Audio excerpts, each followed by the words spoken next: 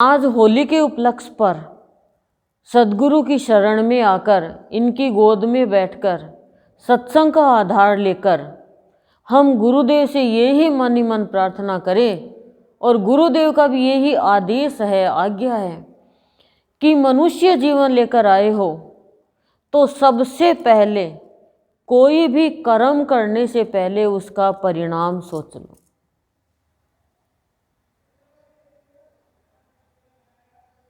तो कभी भी हिरण्यकश्यपु के जैसे कर्म नहीं करेंगे।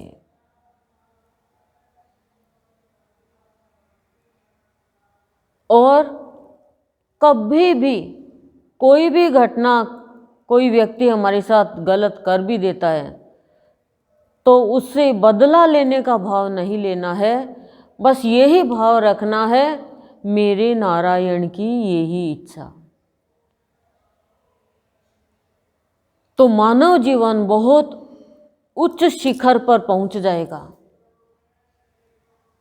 ये ज्ञान जब प्राणी को मिल जाता है तो होली का उत्सव उसके लिए होली यानी HOLY होली हो जाएगा, पवित्र हो जाएगा।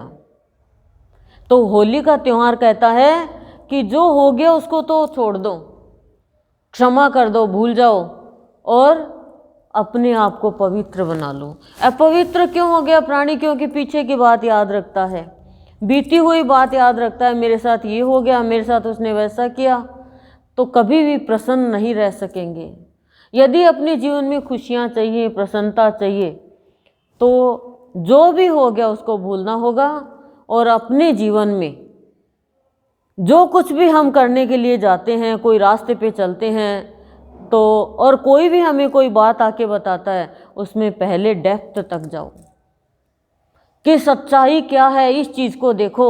नहीं तो होलिका ने क्या किया था, अपने भाई के कहने से ही तो गलत काम किया।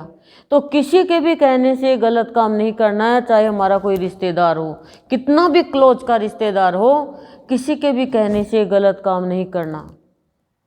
हमारे पास में शक्तियाँ हैं तो कभी भी किसी के बुरे के लिए उन शक्तियों को प्रयोग में नहीं लेना। होली का त्यौहार यही कहता है, चिंता की आग में नहीं जलना है, लेकिन चिंता की आग में जलते हैं। क्यों?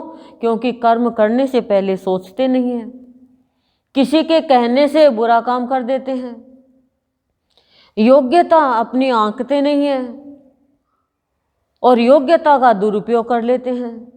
महत्वाकांक्षा है वो अनलिमिटेड है, सिर्फ इतना सोचे प्रभु मेरे जीवन में आप जो करोगे वो होगा, और जो हो रहा है आपकी कृपा मान के मैं चलता हूँ। तो गुरुदेव क्या कहते हैं, ना तो तुम्हें कमाई के लिए दुखी होना पड़ेगा, ना परिवार के लिए दुखी होना पड़ेगा, ना वंश के लिए दुखी होना पड़ेगा, और ना इज्जत के लिए दुखी होना पड़ेगा। क्यों? क्योंकि दुख की होली तो खत्म हो जाएगी जब कुछ भी करने से पहले सोचेंगे, और जो हो रहा है वो हमारे कर्मों का फल है, ये सोच के। तो होली का त्यौहार कहता है सबको प्रसन्नता दो और सदा प्रसन्न रहो। प्रहलाद का मतलब क्या होता है? प्रसन्नता। जो प्रसन्न, हर स्थिति में प्रसन्न रहे, कह रही है वही प्रहलाद है।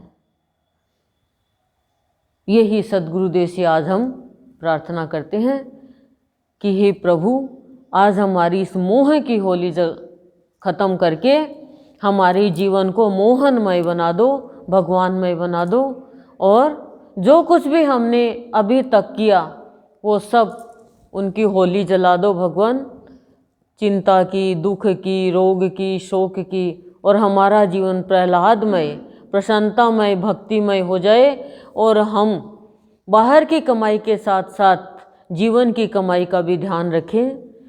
जिस रास्ते पर चल रहे हैं वो रास्ता हमारा कैसा है, इस बात को हम सोचकर ध्यान से और उस रास्ते पे चले आगे। तो हे प्रभु इतनी कृपा हमारे ऊपर बनाए रखना। ओम शांति ही शांति ही प्रशांति।